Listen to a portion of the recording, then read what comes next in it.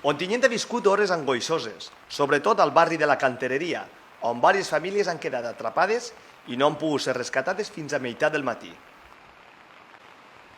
La crescuda del riu Clariano, sobretot a partir de les 6 del matí, ha creat una situació de risc màxim a l'inundar cases i obligar els veïns a fugir per les ribes. Amb tot, els moments de màxima tensió s'han viscut quan algunes famílies amb xiquets i persones majors han quedat incomunicats i es feia molt complicada la seva evacuació. Fins a 11 dotacions de bombers, protecció civil, policia i altres serveis d'emergència s'han tingut de redoblar en esforços per evitar una desgràcia.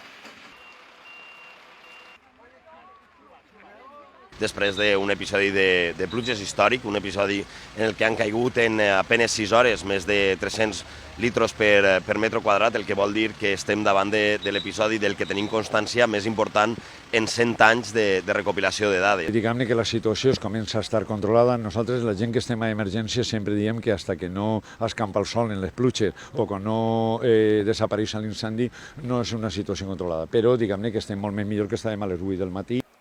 Més de 300 litres portem acumulats a Ontinyent en una situació que no té precedents.